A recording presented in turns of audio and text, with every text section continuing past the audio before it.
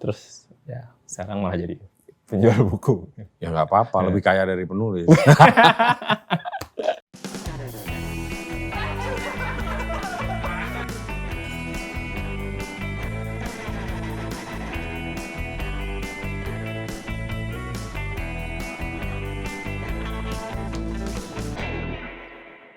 Halo teman-teman, ketemu lagi dengan saya Putu TA, Kepala Suku Mojo. Sore yang sendu ini kami mampir ke salah satu tokoh muda inspirasi bangsa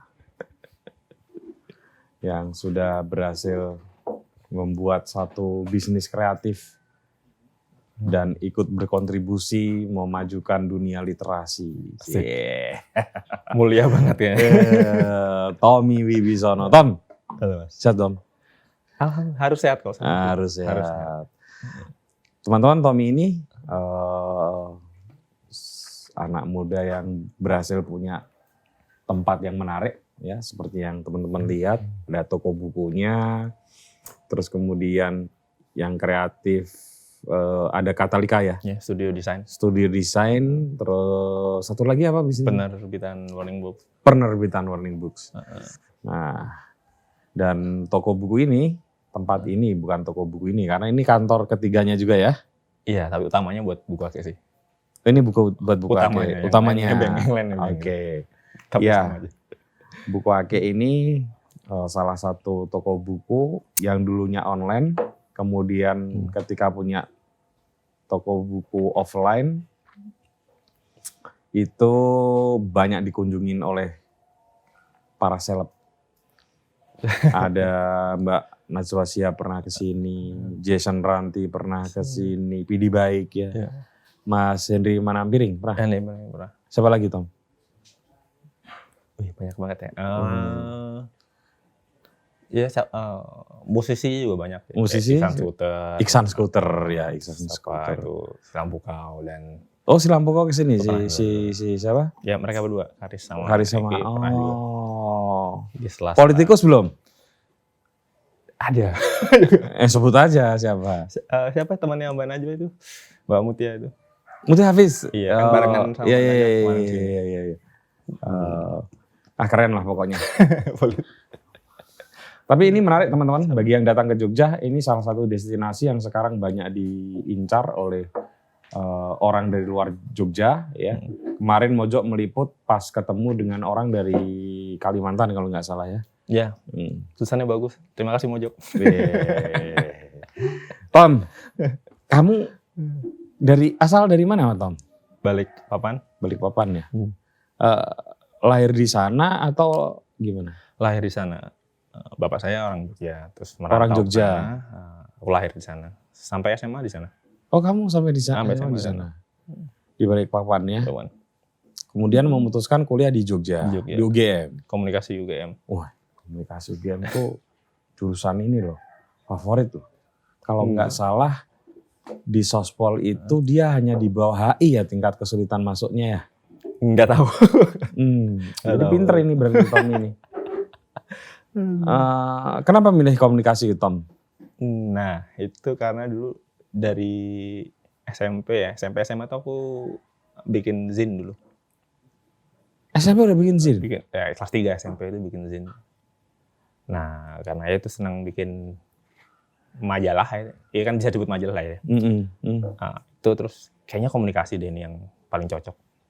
Tuh. Tanpa ngulik juga komunikasinya apa, tapi kayaknya komunikasi deh. Nggak, tapi di usia kayak gitu bikin zin itu kan agak terlalu dini ya. Nah, apa zin apa? Musik ya? Zin musik. Namanya salah cetak sih dulu namanya. Namanya salah cetak. Itu SMP. Kelas 3 SMP sampai aktif akhir SMP sih. Jadi aktif utamanya sih SMA. Tapi terbitan pertama kali di S1 itu pas SMP itu. Jadi kamu sudah tertarik dengan dunia tulis menulis dan media itu sebetulnya sudah sejak SMP? Kalau tertariknya dari sebelumnya lah. Kalau berani bikin ya. Itu ya. Kelas 3 2007 saya ingat itu. Waktu itu isinya sih. Karena kan seneng musik punk waktu itu.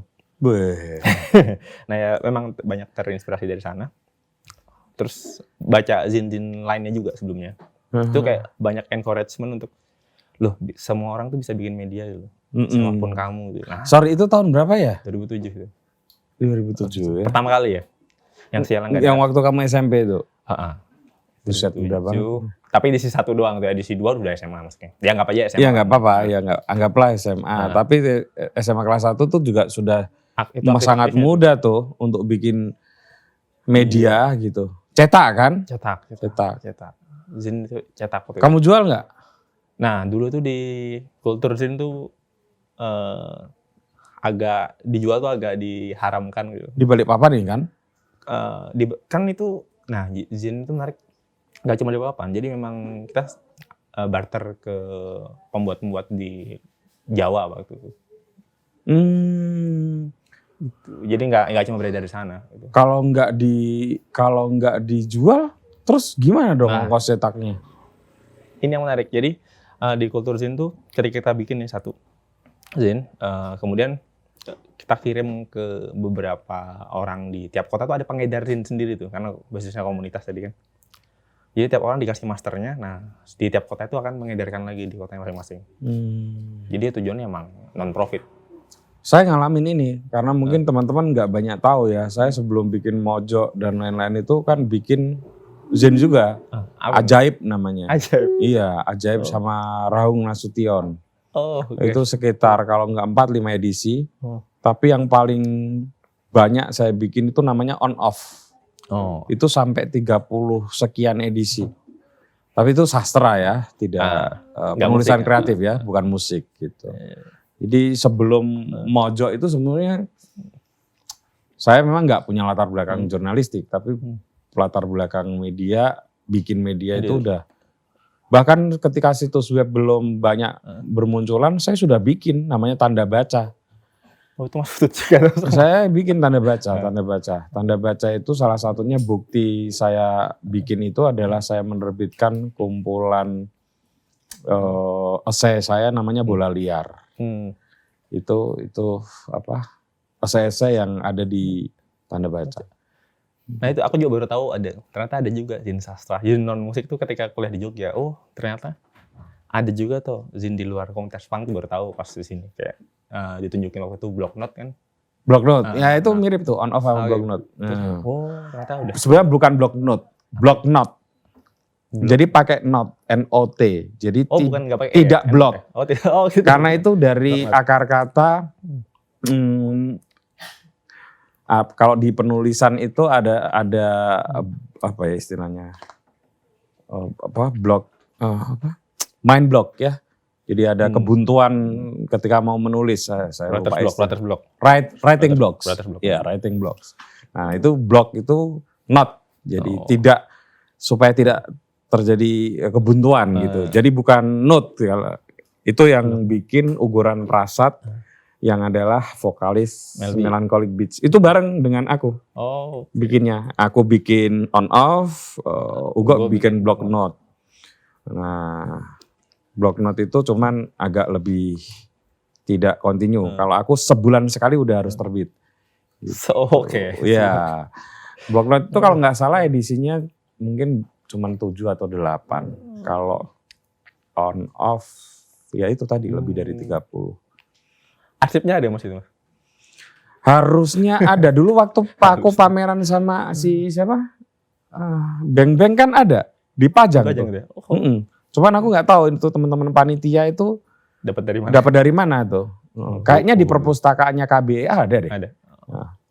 Nggak tahu ya.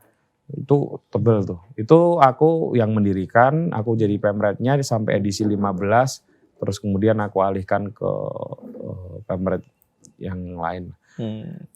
Ke editor yang lain. Sebetulnya dulu sebutannya editor aja, bukan pemret media kecil. Itu juga zin, satu hal menarik di kultur zin itu semuanya nyebutnya editor, nggak pernah ada pemret. Yang aku baru tahu aja setelah kuliah. Baru harusnya itu ada strukturnya ini. Ternyata kenapa editor tuh mungkin dia statement sebagai anti hierarki segala macam. Iya, dan itu memang kan media kecil kan, hanya diurus beberapa orang saja. Tom, kenapa kamu suka musik punk? Kenapanya ya? Nggak sengaja sih itu. Karena waktu itu dipinjemin satu kaset waktu itu oleh sepupu. Waktu itu dengernya Blink-182. Apa namanya? Blink. Aku tuh nggak tahu musik, jadi kamu Ya, harus nggak apa-apa. menjelaskan dengan baik. Blink. yang kemarin baru. Tahu aku, Blink tahu. Ambil. Oh itu kategorinya punk, Blink itu. Ya banyak yang bilang popang, tapi Popang, tapi oke. bisa lah diklaim punk aja nggak apa-apa, biar nggak repot itu. Awalnya itu pintu masuknya itu didengerin itu. Ini musik apa ini? Nah, dari satu musik itu kemudian senang dan mencari referensi lainnya itu. Dan kayaknya memang musik punk nih yang cocok ini. Itu SD itu. Loh, buset. Iya SD kan. Kamu, Iya, karena kamu SD nggak nyanyi Abang Tukang Bakso ya berarti? Ya kelas 5 lah itu waktu itu kayak kelas 5. Ya karena sepupu umurnya jauh tuh waktu itu sepupuku tuh sering nginep rumahnya minjem itu kaset gitu. Kamu udah bisa menikmati jedak-jeduknya Tanpa punk, ya? tahu liriknya ya. Oh ya iyalah, tanpa. kan musik nggak harus tahu liriknya juga untuk menikmati kan, itu hebatnya musik. Itu jadi dari situ itu salah satu hal yang mengubah hidup juga itu. Itu di satu sisi musik punk, di sisi yang lain kan kemudian media. Nah itu. Nah menulis tuh itu gimana tuh? Sebelum menulis kan membaca dulu ya. Pasti. Karena sebelum suka musik dulu, ya kebetulan disuguhi gimana? Orang tua tuh waktu itu ngasih kebebasan untuk beli buku gitu, jadi. Kalau beli buku boleh deh, walaupun jadi pilih sendiri waktu itu. Dan jatuh cinta pertama pada buku Harry Potter waktu itu. Yang bikin aku suka baca itu akhirnya awalnya dari buku Harry Potter. Kamu baca Harry Potter umur berapa Tom? SD dong. Itu kan pas awal itu. Iya, tapi Harry Potter tuh untuk anak SD itu berat loh. Iya kan? Iya, enggak. Ya artinya Mungkin ya, bacaanmu mungkin ya. oke juga. Itu ceritanya emang untuk anak, tentang anak kecil. Iya, tapi kan itu bukan bacaan yang cukup ringan untuk dibaca anak SD gitu. Iya, banyak kata-kata yang aneh. Aku ingat banget kata-kata paling aneh tuh sekonyong-konyong. Ini apa artinya ini? Dan nggak bisa jawab juga orang di rumah. Ini artinya apa? Terus akhirnya tanpa tahu ya udah ditafsirkan sendiri. Kalau aku ingat tuh dulu kata yang aku ingat aku nggak tahu ketika membaca karya sastra itu dangau. Dangau apa tadi? Dangau apa gubuk yang di tengah sawah itu. Itu aku apa ini ya gitu. Nah, itu Harry Potter itu. Potter. Sebelum Harry Potter kan bacaan dikasih pilihin tokoh-tokoh dunia yang terbit yang untuk anak-anak itu loh. Ya, Gandhi, siapa itu, George Washington, Einstein. Gitu. Awalnya itu tapi kan ya dan komik ya, tapi nggak kemudian suka buku pertama itu dari Harry Potter itu. Nah, suka baca itu, suka musik punk, ngulik-ngulik, sering ke warnet, aku jadi sering banget ke warnet itu. Dulu download musik itu kan di warnet, baca-baca Wikipedia. Nah, nemu Zin itu. Nemu Zin langsung, bikin. Bisa ini bikin. Itu berapa orang kamu bikin? Sendiri dong. Sendiri? Rata-rata pembuat Zin sendiri. Yang di Zin Punk ya, biasanya itu satu orang rata-rata. Tapi sistemnya open contributor gitu. Baru tahu aku. Gitu. Oke. Lalu kamu pindah ke Jogja untuk kuliah. Pindah ke Jogja untuk kuliah. Nah itu masih bikin Zin itu. Masih di tahun-tahun 2 tahun sampai 2011 kayaknya. Atau 12 aku lupa itu. Nah, tapi pas bikin Zin itu juga kemudian ikut Persma kan. Terus ngerasa dulu kan bikin Zin kan sarana komunikasi ya. Nah, dan ngerasa kalau Zin itu terbatas exposure-nya itu terbatas. Iya, gitu. pasti. Nah, terus itulah kemudian setelah ikut Persma, belajar di Persma juga. Kamu Persmanya yang mana nih ikutnya? Di Balerung waktu itu.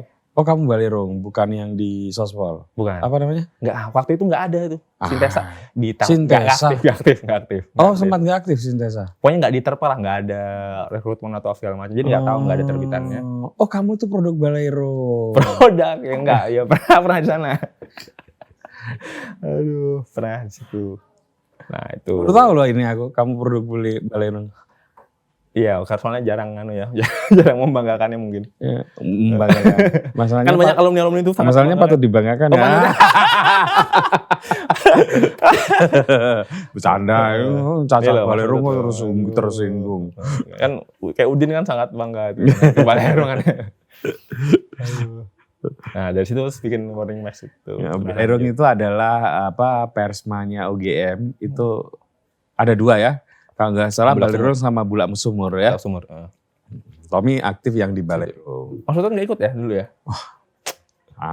Anti. Oh. Guys, mohon Pak dipotong. Ada yang... Ya saya nggak aktif di Persma. Oh. Saya kan langsung jadi aktivis. Oh, oke. Jadi nggak Persma-Persmaan. Ya itu belajar banyak sih itu. Di Balerung ya? Belajar banyak, terutama soal produksi ya. Oh, oke. Dulu aku daftarnya tuh penulis dan redaksi dulu. Ditolak tapi diterimanya bagian artistik. Jadi kan ada 2 pilihan itu kan. Wah, kesini. Eka Kurniawan itu artistik. Iya juga sama. Artistik. Baru tahu belakangan ternyata Eka juga masuk. Jadi Eka Kurniawan novelis kondang itu juga alumni Balerung dan dia itu tidak penulis. Dia ada artistik. Gitu. Karena memang ya bagus juga desainnya dia bagus. Nah, kamu bisa desain berarti Tom? Iya karena kan belajar bikin zin itu sangat dekat dengan Corel lah waktu itu. Oh iya. Jadi terus kan kamu bikin Warning Magazine. Ya, itu setelah tahun ketiga 2012 tahun kedua akhir itu. Tahun kedua kuliah. Itu jadi ceritanya gimana tuh? Karena penting ya ada Tommy itu bikin satu majalah musik namanya Warning. Nanti kita tanya lebih lanjut dan saya kira itu salah satu tonggak kehidupan yang penting bagi Tommy.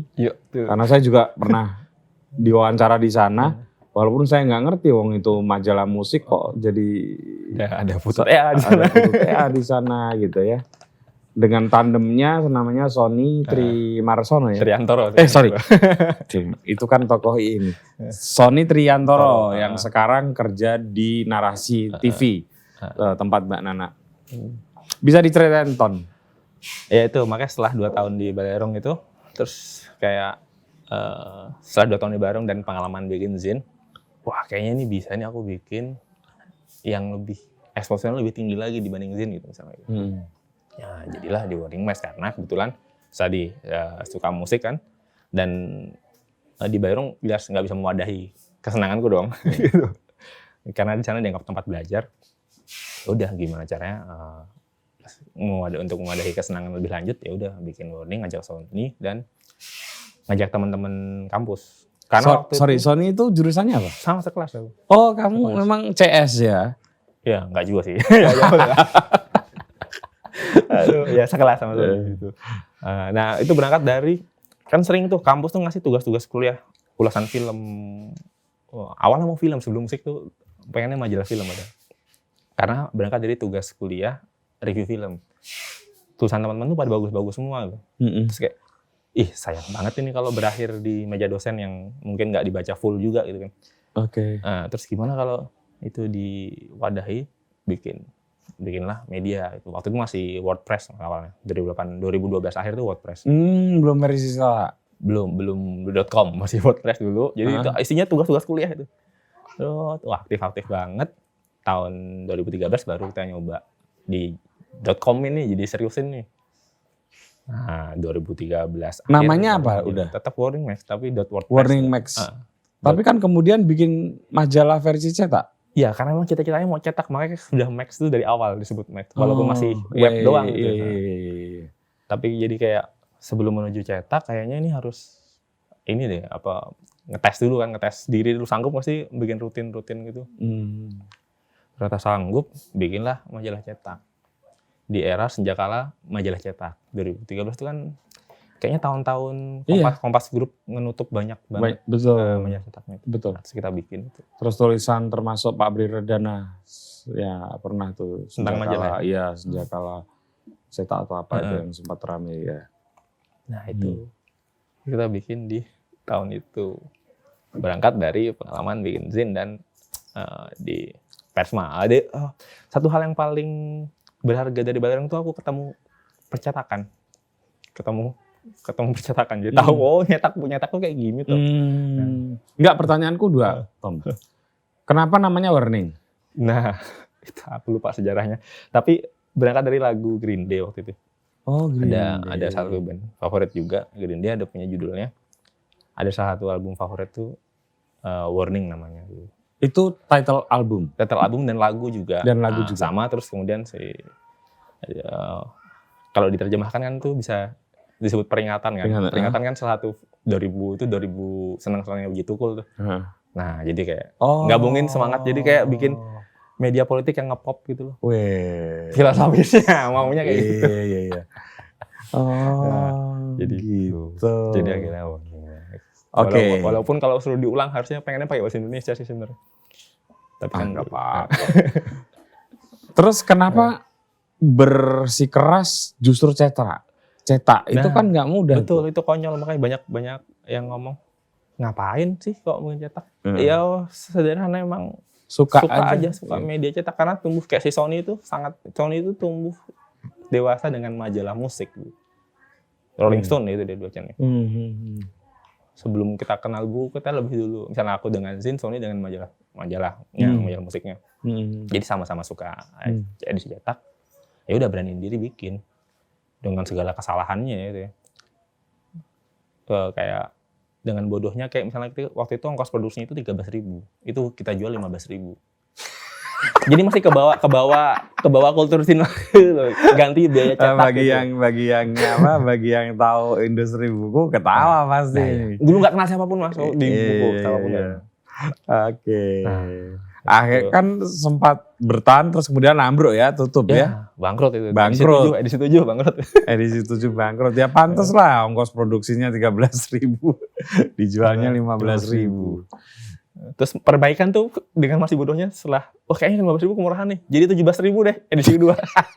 Edisi ketiga jadi 25.000. Ya ampun, terus dulu belum kenal ya tuh. Oh ternyata yang dihitung itu banyak. Iya, supaya pengantar aja bagi teman-teman, itu ada rumusnya. Rumus paling sederhana dan paling rendah itu kali 4 kali 5 harganya tuh. Nah dulu nggak tahu gitu. Dan selain nggak tahu, karena emang nggak ada niat cari uang di situ waktu itu, kan masih kuliah juga. Iya. Jadi memang pengennya itu tulisan kita dibaca banyak orang. Iya. Itu. Tom, tapi sebetulnya kamu pengennya dulu waktu kuliah itu jadi apa sih? Ya penulis dong kalau pengen. Kalau jurnalis atau penulis? Beda loh. Oh iya, oke. Sempat jurnalis juga, tapi ketika melihat tuh, kayaknya enggak deh ini jurnalis ini. Nah, enggak dulu deh. Jadi pengennya penulis aja, tapi ternyata susah juga. Terus ya sekarang malah jadi penjual buku. Ya nggak apa-apa, lebih kaya dari penulis. Yang penting kan berkarya. Oke. Warning Max tutup di edisi ke-7 2015 apa 16, aku lupa, 16 kayaknya. Apa yang kamu lakukan selanjutnya? Nah, jadi penerbitan bertahan sampai sekarang. Yang Warning Books ya? Iya, ya ini buku pertamanya. Oh, bukan buku kayak dulu kamu? Aku lupa timeline-nya Mas, tapi kayaknya barengan itu. Jadi di tahun yang sama lah itu. Soalnya aku kenal kamu itu di saat kamu 2 kali ya mewawancari dia. Yang satu untuk Warning Max itu. Yang satu itu Sony itu sebenarnya, aku motret aja tuh kayaknya. Iya, yang satu untuk media apa? Yang satu Whiteboard sih Sony. Whiteboard ya. Sony itu duduk di Whiteboard. Iya, dia kontributor banyak media kan dulu. Oke, terus kemudian di Warning Books ya, Warning Max ya. Yang pertama di Warning Max dulu, wawancara Mas Udut itu.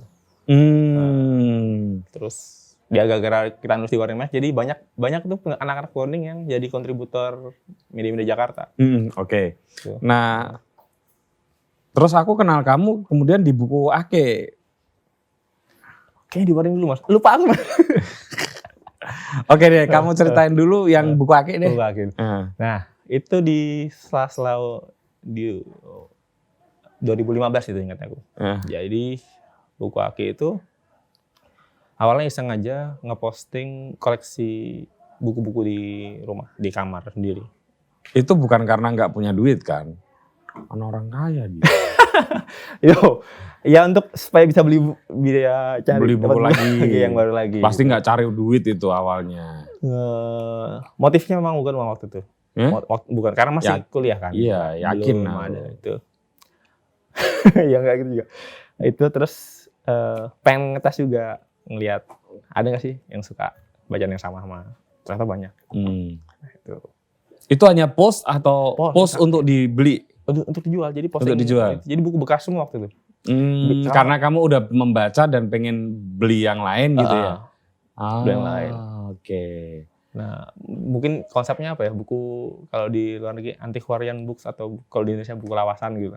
Konsepnya kayak gitu lah mungkin dulu. Jadi banyak buku impor, buku kan. Diposting. Loh kok banyak pembelinya. Nah, ya udah keterusan dengan karena di Jogja itu banyak toko buku murah kan. Toko buku murah. Oke. Nah, dan kebetulan di 2015 itu kita termasuk yang generasi awal di Instagram, jualan buku di Instagram. Belum banyak gitu. Semua orang waktu itu di Facebook. Facebook, ya. Facebook itu penuh sesak tuh dengan penjual buku udah itu. Jadi, nah di Instagram itu masih kosong banget itu. Jadi jual cukup mudah waktu itu jualan.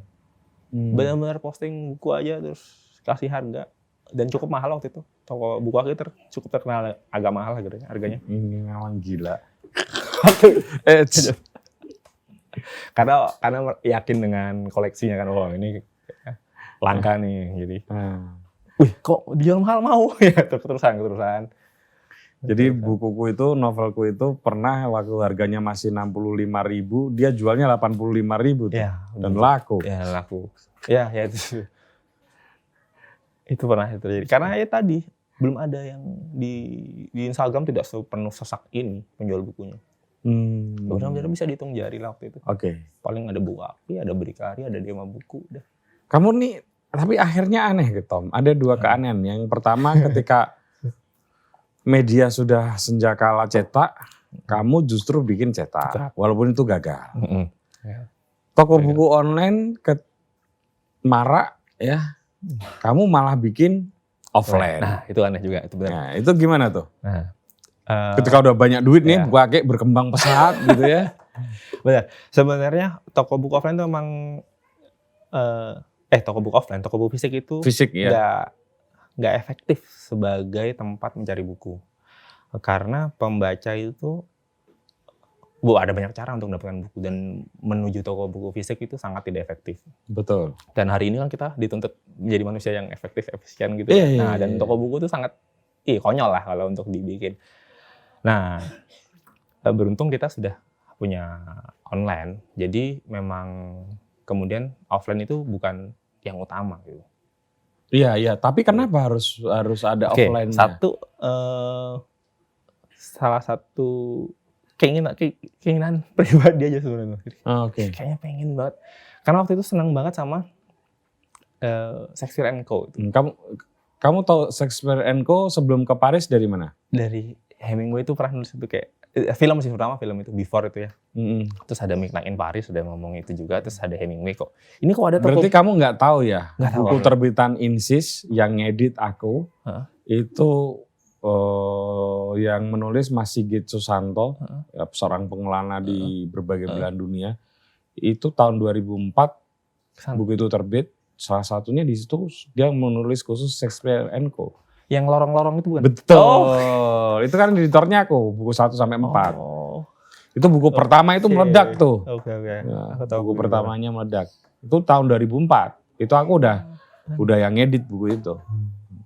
Ya itu. Kalau tahu itu tambah lagi senang.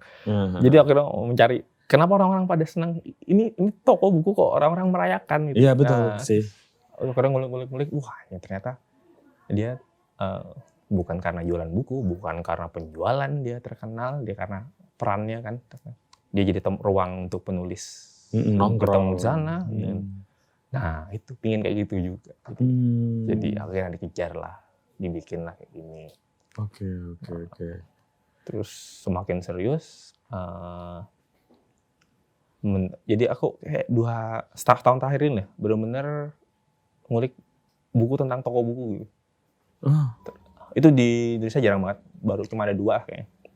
Tapi di luar banyak, jadi aku ngimpor banyak buku. Dan nggak di Indonesia, maksudnya belum ada tuh buku tentang toko buku. buku tentang buku banyak kan, Mas?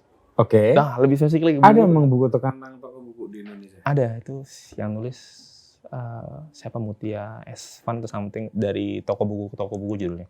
Oh, oke. Ada juga bab tentang Steve Renko juga. Oh, oke. Nah, yang spesifik tentang buku Indonesia nggak ada lah. Cuma satu tuh, Ngadio tuh pernah bikin di Solo itu, pernah. Cuma satu doang gitu. Terbit ya? Terbit sebagai buku? Terbit sebagai buku. Oh, oke. Bookstore Traveler namanya.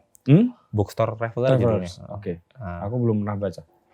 itu isinya. Baru tahu aku malah. Isinya transkrip wawancara sama para toko buku sama pembuat. Nah, terus ya itu ngulik tentang toko buku, terus dapat kesimpulan bagus sih. Dan yang itu juga aku amini, yang dijual toko buku itu bukan buku, produk utamanya, tapi pengalaman. Kalau dia ngomong istilahnya browsing experience. Terus, oh iya juga, benar juga ya. Jadi orang kesini itu kan bukan karena mau dulu, tapi dia pengen mendapati browsing experience loh. Jadi aku bisa datang tanpa tahu apa, terus aku bisa memilih. Sampai tahun 2012, Tom, salah satu kalau anak sekarang itu disebut healing. Ya, itu aku kayak gitu. Itu. Jadi datang ke toko buku, ya, sampai capek, bener-bener sampai capek, lalu tiba-tiba keranjang udah penuh aja, gitu. Ya terus nanti disortir lagi. Betul, sortir ulang. Gila itu. Tapi kalau aku jujur aja ya, setelah tahun 2012 udah nggak menemukan lagi kenikmatan itu.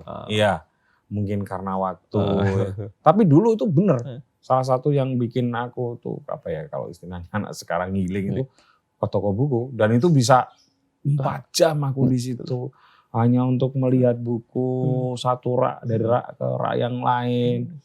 Kan dulu nggak banyak yang dibuka ya, ya udah cuman lihat, nanti masukin keranjang, seret lagi, gitu. Itu bisa sampai 4 jam tuh di toko buku itu. Nah itu kan, berarti kan bukan buku, keren, kan? Ya. Pengalaman itu kan yang dicari. Dan pulang tuh, gitu lega, tidur nyenyak, kesuntukan hilang. Ya tapi aku harus jujur, itu sudah nggak saya dapatkan lagi, gitu. Itu kenapa? Faktor apa Mas? Nggak mendapatkan waktu. Lagi. Waktu. Waktu 2 hal. Waktu untuk menghabiskan 4 jam lebih di toko buku, sudah nggak cukup punya waktu. 2, waktu untuk membaca buku. Sebentar, kalau di area Mas berarti itu toko buku apa berarti itu? Berarti Gramedia dan... Oh, kalau di Jogja Togamas. Saya itu setiap saya kan sering keliling Indonesia ya. Pasti ada 2 yang saya tuju. 1 warung kopi. Dan 2 toko buku. Toko buku sekecil apapun pasti saya datangi. Kalau di Jogja ini ya langganan saya pasti Togamas sama Gramedia. Terutama Togamas Avandi. Itu pasti ya. Gitu.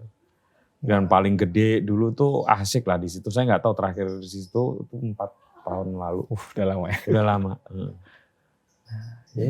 Jadi baik lagi kita soal browsing experience tadi. Di dalam browsing experience tadi ada healing tuh bener di buku itu ada bahas itu, termasuk itu ya termasuk dia menenangkan jiwa, ada kita bisa merenung dalam proses browsing tadi. Itu gara-gara yang bisa itu yang dijual toko buku harusnya. Dan itu Tom, sepanjang aku punya pacar beberapa lah ya. Nanti dikira enggak ini soalnya juga. Soalnya paling gak suka menemani aku di toko buku. Oke, karena lama ya? Lama kalau di toko buku. Lama. Bahkan pernah ada satu peristiwa di mana aku datang ke toko buku bersama pacarku, pulang hampir sendirian. Lupa kalau tadi berangkatnya bareng. Nah, itu menarik juga soal pacaran. Jadi di Buaki sering kali dijadiin tempat, istilahnya ada books date gitu ya. Iya, books date. Gitu, kan? Nah, dan itu kemudian kita abadikan itu. Kita ceritakan kembali. Dan itu memicu untuk banyak book date lainnya. Tuh. Jadi, iya dulu sama istri sebelum nikah juga sering pacaran di toko buku juga. Oh, yes. Pas lewat soalnya. Pas lewat di situ. Aduh. Oke, tapi kamu menikmati ada toko buku offline seperti yang kamu imajinasikan? Jadi bahkan job desk utama aku sekarang itu offline. Di Buaki aku ngurus gimana bikin experience itu. Benar-benar sesuai idealku gitu loh. Dan itu kan banyak hal itu yang dilakukan. Jadi aku pengen kayak orang ke Bukkake itu tanpa perlu ngomong dengan shopkeeper, dia tuh udah bisa ngobrol sendiri sama tokonya. Nah itu bagaimana cara dia bisa ngomong, dan salah satunya dengan gimana kita bikin etalase. Gitu. Jadi beda. Tapi penataan toko buku itu kelihatan sih menurutku. Maksudku Gimana? ada beberapa toko buku di Jogja, aku langsung nggak suka. Hanya dengan cara dia nata buku. Nah, aku bener nggak? Bener, aku potong sedikit ini yang menarik ini. Hmm. Soalnya tantangannya emang ketika kita nata, kan paling mudah itu kan di apa yang lewat Gramedia ya. Bukan paling mudah, paling ideal. Paling Iya. Itu ada dengan per genre seperti dilakukan Gramedia. Iya. Nah. Inilah ya. Paling standar. Paling standar ya, paling standar. Ya. Nah, ada yang paling mudah nih. Paling mudah adalah dengan per penerbit. Itu banyak toko buku melakukan itu karena toko buku kecil terutama melakukan itu karena kan ada kepentingan laporan. Wah, ketika kita mau display dengan aku nyebut display Bukkake kan agak chaos. Ada harmony in chaos lah. Harmony in chaos, tapi ada harmoni itu jadi chaos, harmony in chaos gitu. Iya. Itu tantangannya kan nanti ketika laporan, ketika harus cek fisik, itu kan susah banget. Jadi ada kerja double itu. Loh, ini benar. paling mudah adalah display penerbit-penerbit. Tapi display. itu memanjakan pengelola, tapi nggak ngasih experience ke pembaca. Jadi inilah ya, pangbook lah ya. Ya nggak terserah di stand apa tapi. Pangbook store lah ya. Nggak, itu bebas. Tapi bahwa kita nge-display. Jadi kayak aku tadi ngomong soal berbicara tadi, soal toko yang berbicara, kayak misalnya gini, ada sengaja itu kita pasang misalnya pram di sampingnya mau taruh bis jadi kayak kalau yang tahu kan, ini musuhan di sampingnya. Itu kan tidak mungkin dilakukan banyak toko buku kan. Bener juga. Jadi ya itu, jadi misalnya siapa itu yang Imam Ghazali, satunya Ibnu Rus gitu. Gitu dihadapin samping-sampingan gitu. Iya. Jadi ada gitu, dan itu diputar terus. Ada satu toko buku di Jogja, gede tokonya. Suatu saat aku lagi mau penelitian, terus nyari satu buku, terus di toko buku itu begitu aku datang, aku tanya langsung karena lagi penting gitu. Mbak, ada buku ini nggak? Terus dia jawab, nggak ada mas. Nggak ada ya. Terus aku keluar, pas mau keluar itu bukunya di samping. Langsung aku banting di. Nah, ini apa? Itu. Habis itu sampai sekarang nggak pernah lagi aku datangin toko itu. Ya. Itu bagi pembaca maklum kesal. Tapi sebelum aku punya toko buku, aku kan kesal kayak Mas Putut. Tapi ketika sekarang aku akan maklum. karena nggak, at least kamu tahu dong bahwa buku itu ada. Betul. Tapi itu bisa dimaklumi, mengingat buku itu produk yang paling banyak jenisnya dibanding produk apapun. Itu yang ngomong Jeff Bezos waktu itu. Setuju. Ngomong kayak itu. Setuju. Dia mau mulai Amazon gara-gara salah satunya itu. Karena buku adalah produk yang paling banyak. Jadi ketika dia bisa mastering dia bisa jual apapun. Katanya begitu. Setuju. Terus oh ya juga kan. Makanya tantangan terbesar toko buku itu produk knowledge. Wih, gila produk knowledge jadi. Nah, kalau keberuntung buku yang kita baca kan enak tuh. Kayak misalnya minggu lalu ada pelanggan nanya, aku suka pram mas, aku baca apa lagi nih? Kan bisa mudah karena kebetulan aku baca, aku bisa nih coba nih Steinbeck atau Gorky, itu salah satu favoritnya pram. Kalau kebetulan ditanya itu, tapi kemudian baru kemarin ini ada pertanyaan gini. Kalau Chekhov mas, gitu misalnya. Bingung nggak ada kan? Yang lebih kontemporer dia ngomong gini, ada buku Matt Haig dan Haim Sunim itu. Siapa? Matt Haig, jadi buku-buku healing gitulah. Waduh, udah nggak tahu tuh aku. Ya, self improvement masuknya lah itu. Dan lagi populer juga. Buku ini sama ini Bagusan mana? Bagusan mana? Mati. Terus, tapi ya untungnya walaupun belum baca kan, jadi kegiatan rutin kita kan ngebacain review. Aku sering bacain review. Iya. Jadi anak-anak semua wajib baca review. Oke, kalau kita baca buku nggak mungkin kita baca buku semua. Nggak mungkin. Tapi paling nggak kita bisa baca review lah untuk ini. Jadi Betul. akhirnya ngomong, oh ini kalau ini lebih spiritualis, ini jadi lebih pendek-pendek ya. Yang ini tapi ini lebih kontemporer gitu. Tapi aku belum baca dua-duanya Mbak gitu. Oh iya, makasih. Nah, itu kan beli nggak, closing nggak tuh? Closing. Akhirnya kita pilih yang kita rekomendasikan. Oke. Tapi kan itu, iya itu berangkat dari pertanyaan Mas Tuta tadi, ada buku ini nggak? Jadi memang sulit untuk. Tapi di Togamas enggak. Misalnya nih nggak ketemu nih, setelah aku tadi itu capek gitu. Sudah. Aku tanya, Mas ada nggak buku ini? Paling nggak, bahkan di Togamas itu yang di Avandi, dia bisa tunjukin raknya. Nah itu kan keren gitu. Di rak ini Mas, gitu. Mau saya ambilkan atau nyari sendiri? Saya cari sendiri aja gitu. Itu jangan sampai ya masa jualan buku nggak? Paling nggak tahu lah bahwa buku itu ada. Gitu.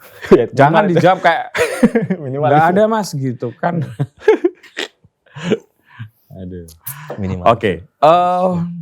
Perkembangan buku di Indonesia menurutmu gimana Tom? Sebagai orang yang ada di ujung tombak berhadapan dengan konsumen langsung. Nah, kalau ini malah aku bahas toko bukunya. Sebenarnya ini kayaknya ini sejak kala toko buku juga Mas. Toko buku online atau toko buku offline? Toko buku non besar, toko buku kecil. Sejak kala toko buku kecil, sorry. Buset. Karena ini baru tahun ini sih, ini agak. Tapi mungkin masuk akal. Agak mungkin belum, masih prematur ya statementnya. Cuma berangkat dari sekarang itu toko buku itu juga bersaingan dengan penerbit. Itu faktanya Mas. Ini. Itu sampai tahun lalu. Sorry Tom, aku potong. Sejak dulu Gramedia juga punya toko buku dan punya penerbitan. Betul, makanya itu kan kita toko buku kecil ngomong tadi. Jadi dia Gramedia kan dengan atau tanpa toko buku kecil ada, dia tetap ada aja. Jadi ini kita ngomong toko buku kecil. Toko buku kecil nih. Dan penerbit kecil juga misalnya sama-sama kecil itu. Sama-sama kecil. Kan aku nggak tahu ideal apa enggak. Kan penerbit ngasih ke toko buku jualan gitu kan. Tapi kan sebagian kesini hampir semua, ya memang mungkin tuntutan zaman juga ya. Penerbit berjualan sendiri juga gitu.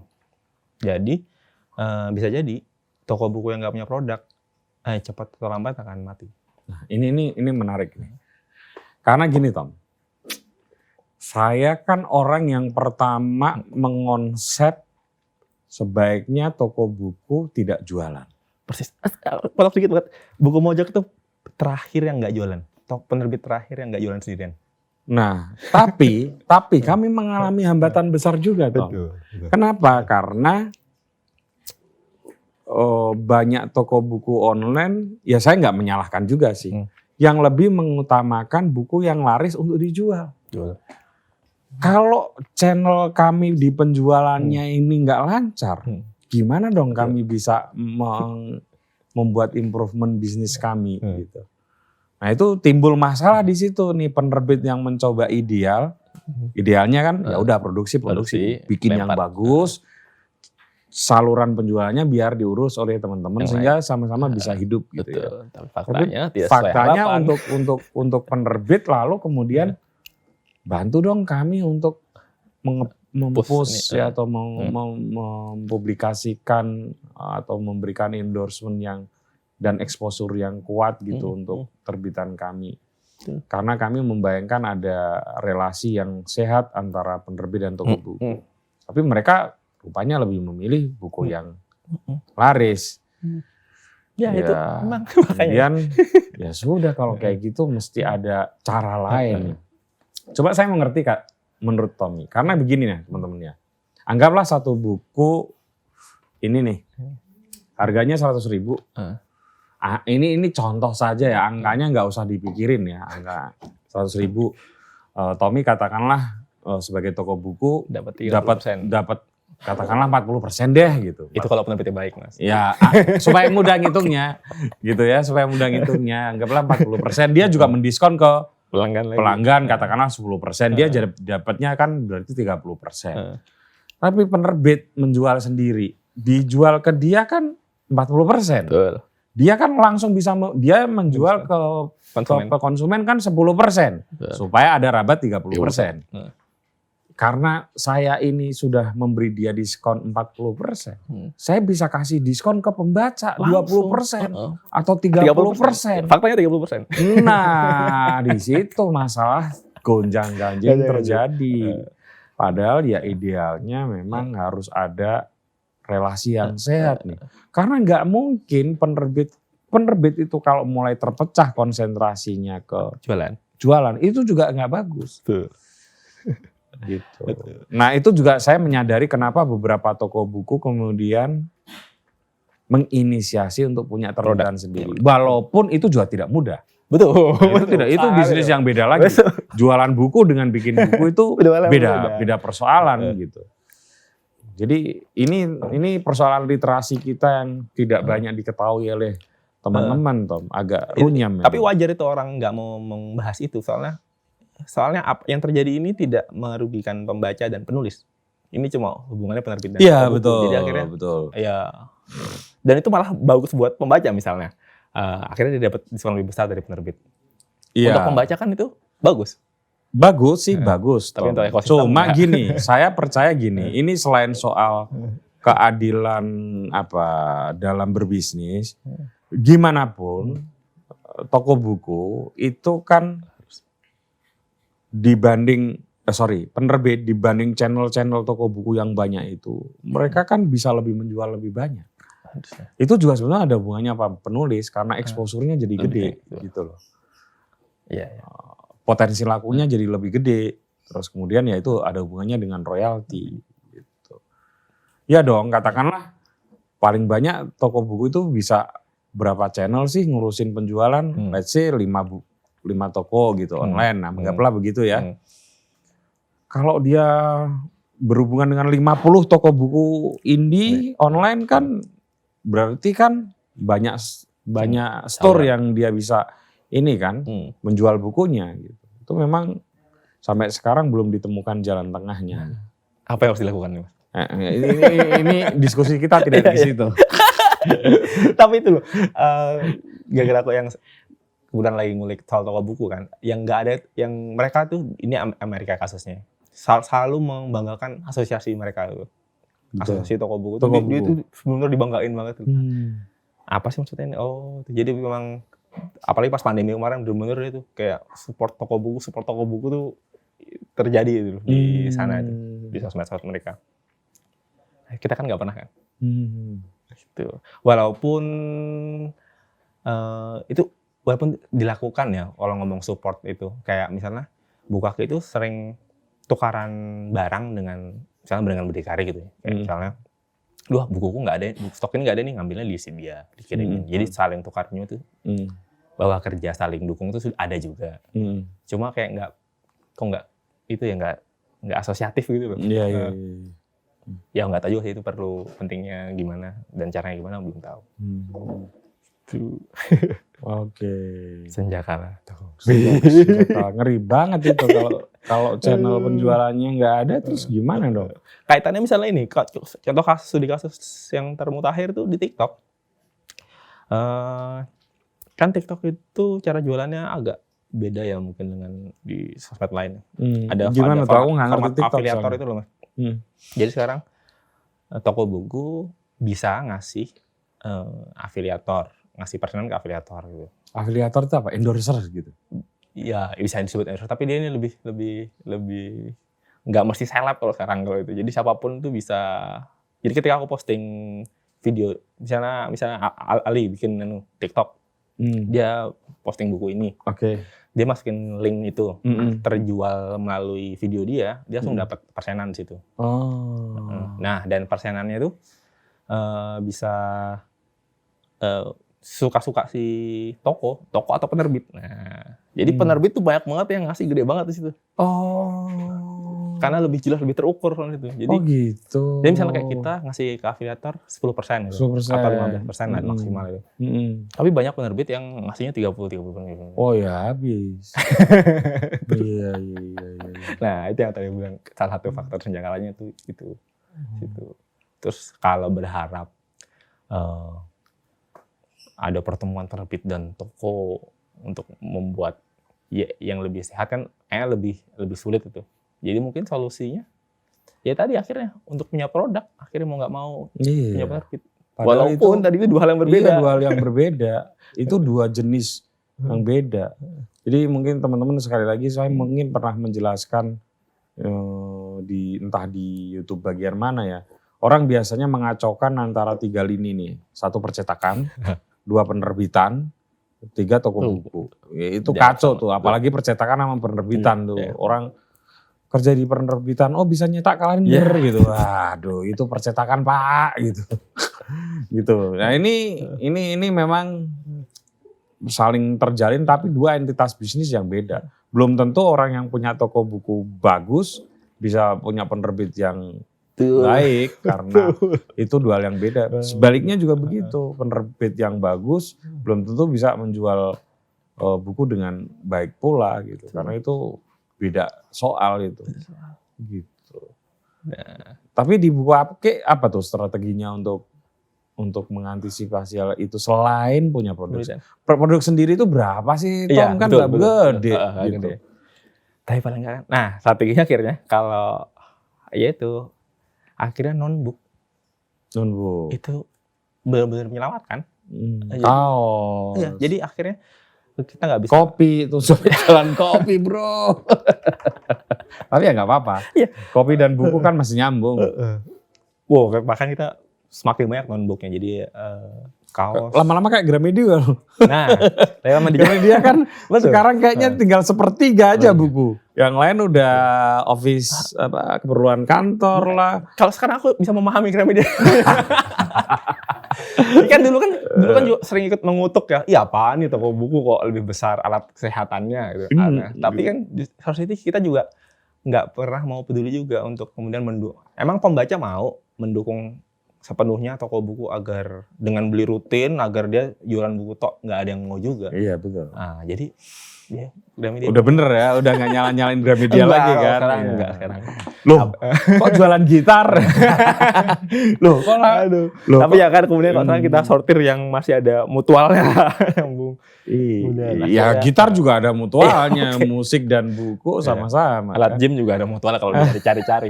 Kalau dicari ada.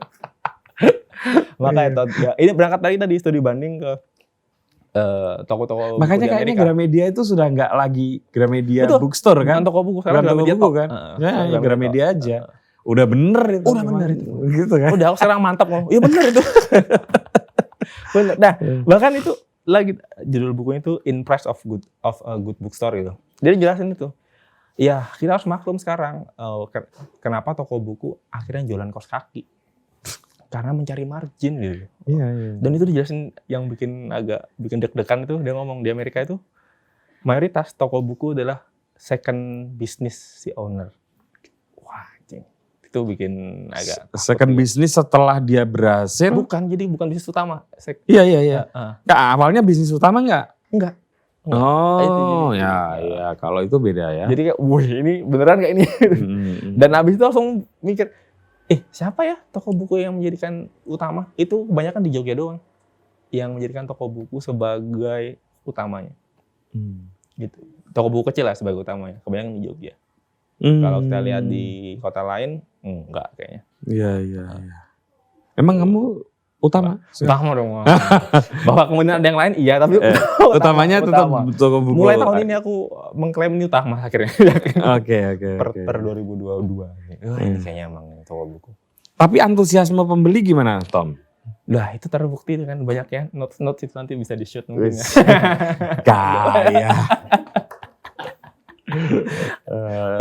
Itu bikin senang gitu. Itu nggak bisa dibayar pakai uang gitu. Bahwa dia datang, dia menuliskan catatan dan dia bikin bahasanya Pak Dodo, bikin hati mongkok gitu.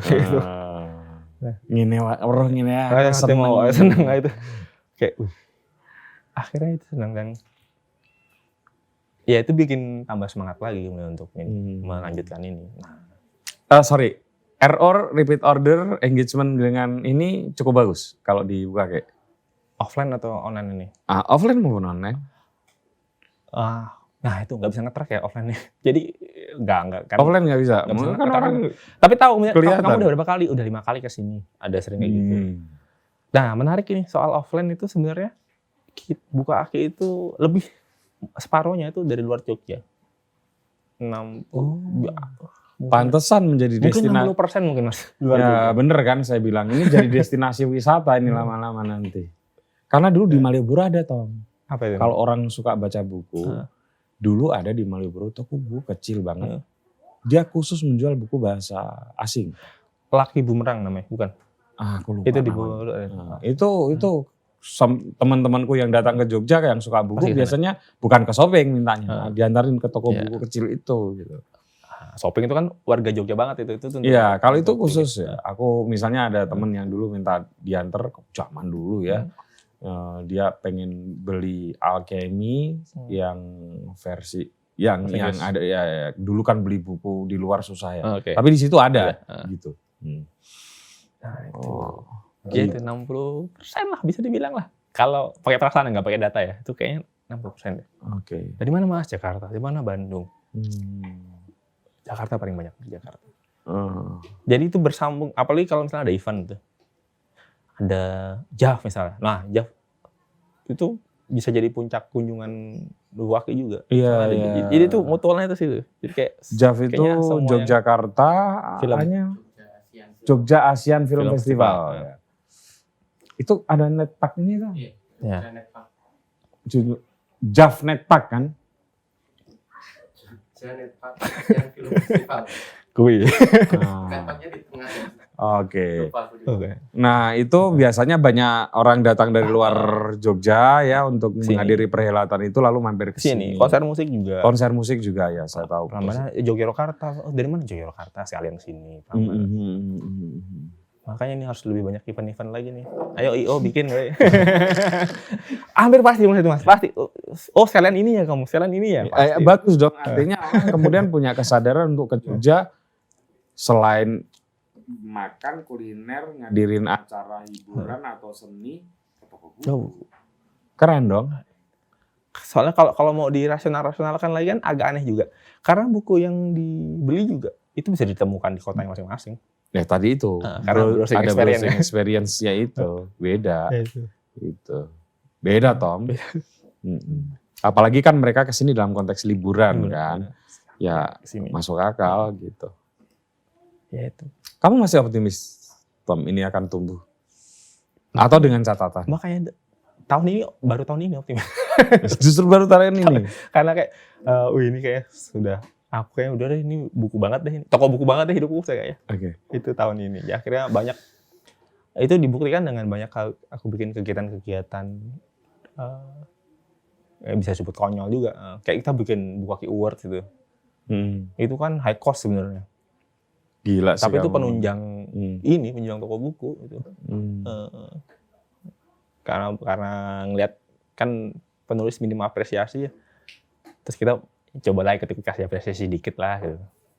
Walaupun kalau dalam pas rapat itu sering dikritik juga sama teman-teman lain. Masih kan mahal. Biaya. Kayak misalnya kita bikin piala ini. Ini siapa tahu ada sponsor ya. Curhat ya. Ini bikin satu ini 450.000. Kita bikin 10 kategori, berarti kan 4,5 juta. Bikin video awarding night itu. Jadi total biasanya itu 10 juta lah.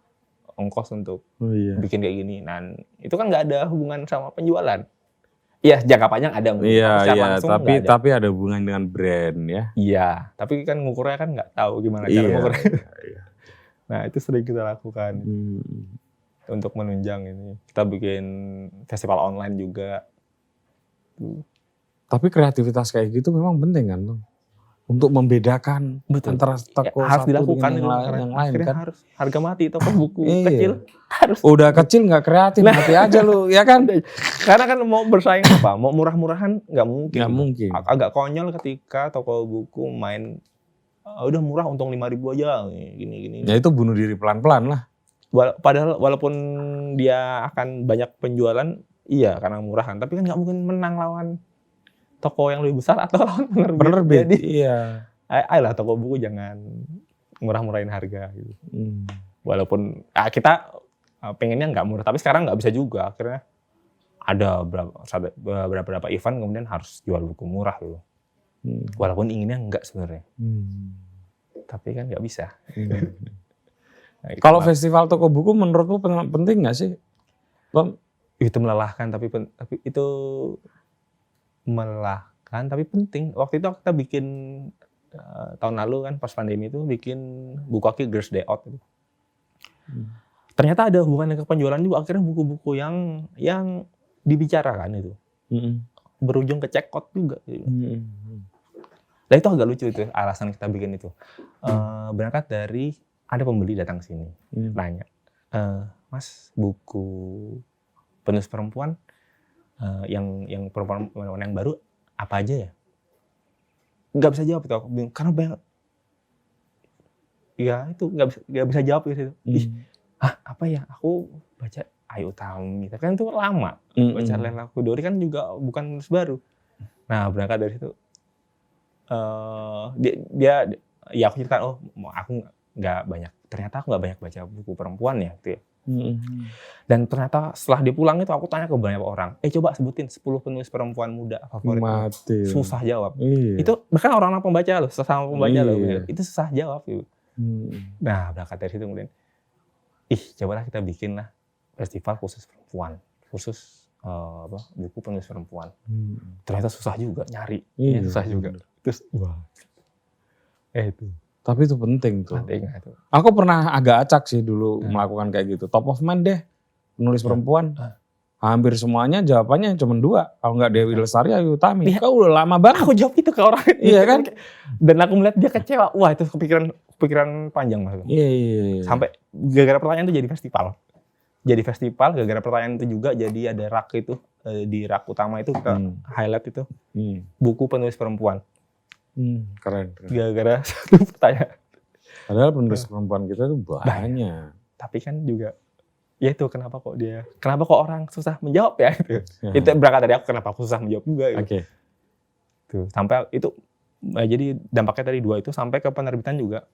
Gara-gara itu aku kemudian stop deh kalau nggak penulis perempuan nggak terbitin dulu. Sampai jadi kayak nyarinya penulis perempuan. Oke, yang terakhir diterbitin ini. Bukan salah itu satu punya Tita itu. Ada di situ 2. Oh, tapi ini yang terbitin siapa nih? Ini yang punya Tita. Iya, yang Tita yang terbitin siapa? Warning juga. Warning kan? Ya, ini salah satu buku terbaik nih.